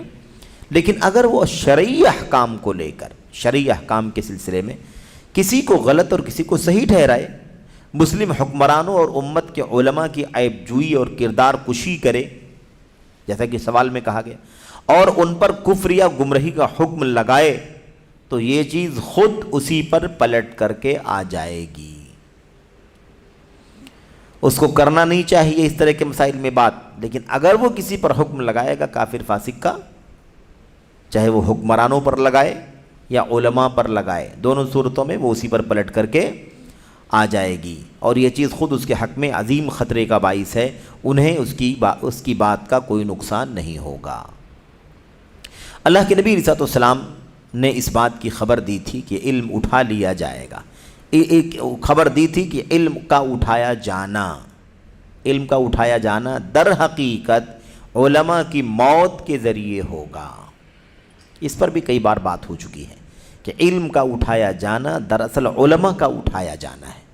علم اس وقت تک نہیں اٹھایا جائے گا جب تک علماء نہیں اٹھائے جائیں گے، جب تک علماء اس امت کے اندر موجود ہیں۔ علماء سے مراد علماء کتاب، سنت، راہ سلف، سچے علماء جو کسی فرقے، کسی پارٹی، کسی دھڑ، کسی شخصیت کے پیچھے نہیں چلتے، بلکہ ان کا مقصد صرف اللہ تبارک و تعالیٰ کی رضا، صرف نبی کی سنت، صحابہ کا راستہ، یہ ان کا منہج ہے۔ کہتے ہیں علماء اٹھا لیے جائیں گے تو علم بھی ان کے سینے میں دفن ہو جائے گا۔ ایسا نہیں رہے گا کہ لوگ ساری پوری مجلس علماء کی ہے اور سب بیٹھے ہوئے ہیں اور اللہ تبارک و تعالیٰ ان کے دلوں سے علم کو کھینچ کر کے نکال دے، وہ سینہ جو علم سے منور تھا وہ سینہ تاریک ہو جائے۔ ایسا نہیں ہوگا، ایسا نہیں ہوگا۔ دلوں سے کھینچ کر علم نہیں اٹھائے گا، علماء کو اٹھا لے گا تو علم بھی اٹھ جائے گا۔ اب وہ علماء جن کے اٹھانے سے علم اٹھ جائے گا، اٹھائے جانے سے علم اٹھ جائے گا، وہ علماء امت کے اندر موجود ہیں، ان کو کوئی کافر کہنا شروع کر دے، ان کو کوئی فاسق اور بدعتی اور جاہل کہنا شروع کر دے، ان کو کوئی ظالم اور لعنتی نعوذ باللہ کہنا شروع کر دے، تو آپ بتائیے کہ کتنا بڑا جرم وہ کرنے والا ہوگا جو علم کے سرچشمہ ہیں، اور وہی علم کی بقا کی علامت، انہیں وہ کتنا نقصان پہنچانے والا ہوگا۔ اللہ کے نبی صلی اللہ علیہ وسلم نے فرمایا، مشہور حدیث، ان اللہ لا يقبض العلم انتزاعا ينتزعه من صدور الرجال یا من العباد ولكن يقبض العلم بقبض العلماء حتى اذا لم يبق عالما اتخذ الناس رؤوسا جهالا فسئلوا فافتوا بغیر علم فضلوا واضلوا۔ آیت کریمہ حدیث رسول بالکل واضح ہے، بہت ہی عظیم الشان، قرب قیامت کی عکاسی کرتی ہے۔ امت کے ساتھ امت میں علم کا مقام، امت میں علماء کا مقام، اور علماء کے اٹھ جانے کے بعد دنیا کا، امت کا کیا حال ہوگا، پوری عکاسی تین لائنوں میں نبی کریم صلی اللہ علیہ وسلم نے فرما دی ہے۔ کس قدر جوامع الکلم اللہ کے نبی کو عطا کیا گیا تھا۔ یقیناً اللہ تعالیٰ کھینچ کر علم نہیں اٹھائے گا کہ بندوں کے دلوں سے کھینچ لے، ایسا نہیں ہوگا، ایسا نہیں ہوگا، بلکہ علماء کو اٹھا کر علم اٹھا لے گا۔ یہ ہمارے بڑے بڑے علماء دنیا سے چلے گئے کہ نہیں چلے گئے؟ جا ہی رہے ہیں۔ ابھی کل سید عبدالعزیز صاحب کی وفات ہو گئی، جامعہ سلفیہ دربھنگا کے ذمہ دار تھے، ہے نا، بڑے علماء میں سے۔ ان کے والد صاحب بھی بڑے علماء میں سے تھے۔ مثال کے طور پر، یہ بطور مثال بات ہے، ایسے کتنے علماء ابھی پچھلے دنوں 2 سال 2.5 سال کے بیچ میں، 3 سال کے بیچ میں، لاک ڈاؤن وغیرہ کے حالات، کورونا کی وبا کے دوران کتنے علماء دنیا سے اٹھ گئے۔ تو جو علماء دنیا سے چلے گئے، ان کے سینے میں علم تھا کتاب و سنت کا، تو سب لے کے دفن ہو گئے کہ نہیں دفن ہو گئے؟ تو ایسے ہی علماء اٹھا لیے جائیں، اس کے بعد کوئی باقی نہ بچے، تو دنیا میں علم باقی بچے گا؟ کتابیں رہیں گی لیکن علم رہے گا؟ کتابیں رہیں گی تو کیا فائدہ ہے؟ کتابوں کے علم کو علم نہیں کہا جاتا، علماء کے علم کو علم کہا جاتا ہے۔ تو یہ بہت بنیادی نقطہ ہے، کتابوں کے رہنے سے علم نہیں باقی بچے گا، علم باقی بچے گا تو علماء کی باقی رہنے سے۔ علم اٹھانا ہے تو علماء کو اٹھانا ہوگا، اللہ تبارک و تعالیٰ علماء کو اٹھا کر کے علم کو اٹھا لے گا۔ تو یہ بہت بنیادی بات ہے جو اللہ کے نبی نے بیان فرمائی۔ یہاں تک کہ جب کسی عالم کو اللہ تبارک و تعالیٰ باقی نہ رکھے گا تو لوگ جاہلوں کو سردار بنا لیں گے۔ اب یہی دیکھنا ہے کہ جب اللہ تعالیٰ سارے علماء کو اٹھا لے گا تو اس وقت دنیا میں کتابیں رہیں گی کہ نہیں رہیں گی؟ کتابیں رہیں گی، لائبریریاں رہیں گی، سمجھ رہے ہیں نا؟ لیکن علماء اٹھا لیے جائیں گے۔ اللہ کے نبی فرما رہے ہیں کہ علماء اٹھا لیے جائیں گے تو لوگ جہلا سے مسئلہ پوچھنا شروع کر دیں گے، کتابوں کا کیا ہوگا؟ کتابیں رہیں گی، کتابوں سے تھوڑی نہ علم حاصل ہوگا۔ اس لیے بہت مشکل ہے بات سمجھنے کی کہ کتابوں کے رہنے سے علم باقی نہیں بچے گا، بلکہ کتابوں کے پڑھنے، لکھنے، سمجھنے اور علم والوں کے باقی رہنے سے علم باقی رہے۔ یہ ہے بنیادی مسئلہ۔ تو علماء اٹھا لیے جائیں گے، جب کوئی عالم باقی نہ رکھے گا اللہ تبارک و تعالیٰ تو لوگ جاہلوں کو اپنا سردار بنا لیں گے، جن سے سوال پوچھا جائے گا اور وہ بغیر علم فتویٰ دیں گے، خود بھی گمراہ ہوں گے اور پوچھنے والوں کو بھی گمراہ کریں گے۔ اب یہ بات میں اکثر کہتا ہوں درسوں میں، پروگراموں میں، کہ اللہ کے نبی علیہ الصلوۃ والسلام اس بات کی طرف امت کی رہنمائی کر رہے ہیں کہ علم کا بقا علماء کا بقا ہے، اور علم کا اٹھا لیا جانا دراصل علماء کا اٹھا لیا جانا ہے۔ اور جو حالات اللہ کے نبی نے بیان فرمائے کہ علماء اٹھا لیے جائیں گے، کوئی عالم باقی نہیں بچے گا، تب جاہلوں کو لوگ اپنا سردار بنا لیں گے۔ آج اگر سینکڑوں بلکہ ہزاروں کی تعداد میں علماء موجود ہیں، اس کے باوجود بھی اگر لوگ جاہلوں کو سردار بنا لیتے ہیں تو کتنا بڑا المیہ ہے یہ سمجھنے کی بات ہے کہ ابھی ہزاروں تک کی تعداد میں علماء موجود ہیں۔ کتاب و سنت کے علماء کی بات ہو رہی ہے، ورنہ ایسے تو لاکھوں کی تعداد میں علم سے نسبت رکھنے والے لوگ دنیا کے اندر موجود ہیں، لیکن کتاب و سنت اور سلف امت کے منہج کا علم رکھنے والے ہزاروں کی تعداد میں آج ہیں، اور مشرق، مغرب، شمال، جنوب سب جگہ موجود ہے اللہ کے فضل و کرم سے۔ اس کے باوجود ایک طبقہ ایسا ہے جو جہلا کے پیچھے چل رہا ہے، ان کی کہانیاں، ان کی داستانیں بیان کرتے ہوئے آدمی تھک جائے گا، اتنی ساری باتیں۔ لیکن افسوس کہ علماء کی ناقدری کرنا ان کی پہچان ہے۔ یہ بھی خارجیت کی ایک راہ ہے کہ علم سے دوری اختیار کرنا، جن علماء سے رجوع کرنا چاہیے، جن سے علم حاصل کرنا چاہیے، ان کی شبیہ کو بگاڑنے کی کوشش کرنا، انہیں مجروح کرنا، ان کی عیب جوئی کرنا، ان کی تنقیص کرنا، ان کی برائیاں کرنا اور جہلا سے اپنے آپ کو جوڑنا اور وابستہ کرنا، یہ ایک بہت بڑا المیہ ہے۔ تو بہرحال اس کے بعد کہتے ہیں آگے، اللہ کی قسم آج صورتحال یہی ہے، آج صورتحال یہی ہے۔ یہ ہم نے کہا نا کہ آج سے 25-30 سال پہلے کی بات ہے، شیخ صالح فوزان کے جواب کی جو باتیں ہیں، حاشیہ تو بعد میں بھی لگا ہے، لیکن شیخ صالح فوزان کا جواب جو ہے یہ پرانا ہے، ٹھیک ہے، لیکن آج بھی حالات واقعی ایسے ہی ہیں۔ یہ آج جو شیخ نے لکھا تھا 30 سال پہلے، وہ آج کا بھی آج ہے، کوئی فرق نہیں، بلکہ اور زیادہ بڑھ بھی گیا ہوگا یہ معاملہ۔ کیا کہا؟ آج صورتحال یہی ہے، اس وقت جاہل سرداران احکام شریعت کی باتیں کر رہے ہیں۔ غور سے پڑھنا ان جملوں کو، شیخ صالح فوزان کہہ رہے ہیں، جو اس وقت چوٹی کے اماموں میں سے ہیں، چوٹی کے علماء میں سے ہیں، پوری دنیا میں الحمدللہ اہل سنت کے علماء میں سے ایک ہیں۔ کہتے ہیں اس وقت جاہل سرداران احکام شریعت کی باتیں کر رہے ہیں، لوگوں کی رہنمائی کر رہے ہیں، لیکچرز اور خطبے دے رہے ہیں، جبکہ ان کے پاس کچھ بھی علم و فقہ نہیں ہے۔ علم و فقہ نہیں ہے، چرب زبانی ہو سکتی ہے، بولنا بہت اچھا آ سکتا ہے، اس سے کسی کو انکار نہیں ہے، لیکن شیخ صالح فوزان کیا کہہ رہے ہیں؟ ان کے پاس کوئی علم و فقہ نہیں ہے۔ بھئی اس سے زیادہ پستی کی اور کیا بات ہو سکتی ہے کہ کسی کو ناظرہ قرآن نہ آتا ہو، کسی کو حدیث کے عربی زبان کے الفاظ کے معنی نہ آتے ہو، منمانی وہ کچھ بھی اس کا معنی بیان کرتا ہو اور اپنی بات ثابت کرتا ہو، تو پھر علم و فقہ کا تو ادنا حصہ بھی صحیح نہیں، درست نہیں ہے، ان کے پاس علم و فقہ نہیں ہے۔ دیکھیے، بس ان کا کام اضطراب اور بدامنی پھیلانا، لوگوں کو اکسانا اور بھڑکانا ہے، برانگیختہ کرنا ہے، یعنی اکسانا ہے، بھڑکانا ہے، فلاں نے ایسا کہا اور فلاں نے ایسا کہا، لوگوں کو محض قیل و قال، قیل کہا گیا، قال کہا، ایسا کسی نے کہا، ایسا کہا جا رہا ہے، اور بکواس میں لگا رکھا ہے۔ یہ منظر نامہ نبی کریم صلی اللہ علیہ وسلم کی پیشین گوئی کا مصداق ہے۔ اللہ کے نبی نے مصداق پیشین گوئی کیا فرمائی تھی؟ کہ لوگ جاہلوں کو سردار بنا لیں گے، یہ اسی کی عکاسی، اسی کا منظر دکھائی دے رہا ہے۔ جس مسئلے کی بات شیخ صالح فوزان کر رہے ہیں وہ امت کا نازک ترین مسئلہ ہے۔ کیا؟ کافر قرار دینا، فاسق قرار دینا، لعنتی قرار دینا، حکومت کی اور سیاست کی باتیں کرنا، اس میں اپنے آپ کو ڈالنا، حاکموں کے خلاف، علماء کے خلاف عوام الناس کو بھڑکانا، ان کو اکسانا، اتنا نازک مسئلہ ہے۔ اس کے اندر کون لوگ بات کر رہے ہیں؟ یہ لوگ جن کے پاس کوئی علم و فقہ نہیں ہے۔ اچھا، اس کے بعد دیکھیے آخر میں شیخ صالح فوزان کہتے ہیں، اور افسوس تو اس پر ہے کہ لوگ انہیں علماء کہتے ہیں۔ لوگ انہیں کیا نام دیتے ہیں؟ علماء۔ لوگ اس کو علماء ثابت کرتے ہیں۔ لا حول ولا قوت الا باللہ۔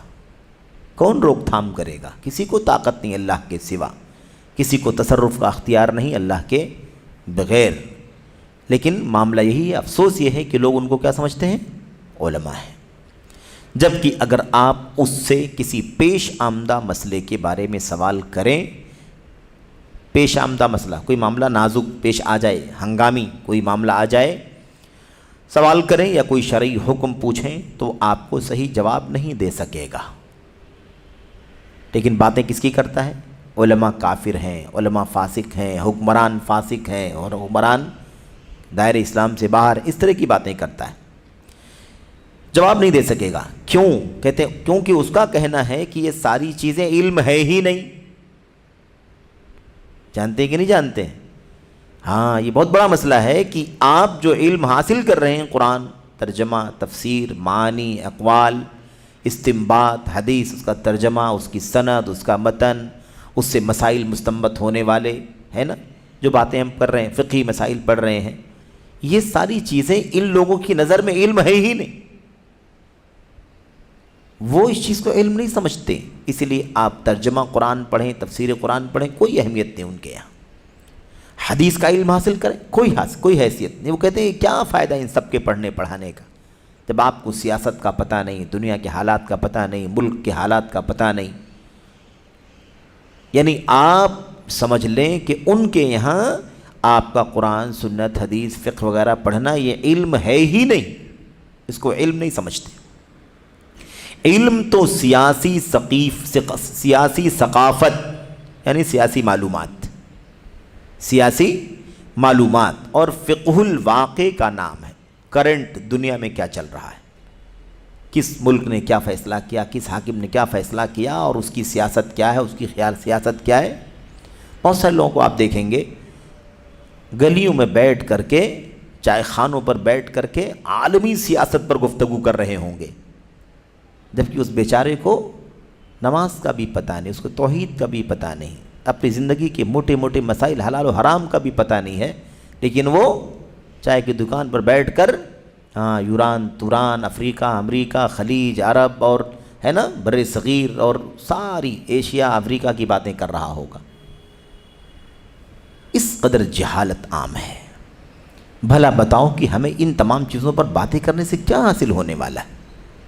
اور بعض لوگ اس طرح کی باتیں کرنے والوں کو بہت زیادہ علم والا سمجھتے ہیں، اور اگر کوئی آدمی علم کے مسئلے پر کسی علمی مسئلے کا جواب دے رہا ہو، کسی علمی مسئلے میں فتویٰ دے رہا ہو، تو اس کی کوئی اہمیت نہیں ہوتی۔ تو سیاست کس کا نام ہے؟ علم کس کا نام ہے؟ سیاست کا نام ہے، فقہ الواقع کا نام ہے۔ قرآن، سنت، حدیث، فقہ پڑھنا اس کا نام علم نہیں، اس کو علم نہیں سمجھتے ہیں۔ اسی لیے علماء سے نفرت ہے، اسی لیے علم کے حلقوں سے نفرت ہے، علم کے دروس سے نفرت ہے، علمی مجالس سے نفرت ہے انہیں، یہ ان کا کام ہے۔ کاش وہ علم کی مجلسوں میں بیٹھتے تو دنگے فساد کی راہ پر نہ جاتے۔ ہم نے شروع میں کہا کہ علم روشنی، اس لیے وہ علم سے بھی دور ہیں، اور علم جو روشنی ہے اس کا جو سرچشمہ ہے وہ علماء ہیں، علماء سے بھی دور ہیں۔ یہی وجہ ہے کہ اندھیرا، تاریکی، ظلمت یہ انہیں اپنی لپیٹ میں لیے ہوئے ہیں۔ کہتے ہیں اس طرح یہ بیچارے علم سے محروم کر دیے گئے ہیں۔ اللہ کی پناہ، ہم اللہ سے عافیت چاہتے ہیں۔ بہرحال تو یہ شیخ صالح فوزان حفظہ اللہ کا جواب تھا۔ اس پر جو چند تعلیقات ہیں اسے اگلے حلقے میں انشاءاللہ ہم پڑھیں گے۔ اللہ سے دعا ہے کہ اللہ تبارک و تعالی ہمیں اور آپ کو منہج کے مسائل کے ضمن میں اس اہم مسئلے کو سمجھنے کی توفیق عطا فرمائے۔ آمین رب العالمین۔ وصلی اللہ وسلم وبارک علی نبینا محمد وعلی آلہ وصحبہ اجمعین۔ السلام علیکم ورحمۃ اللہ وبرکاتہ۔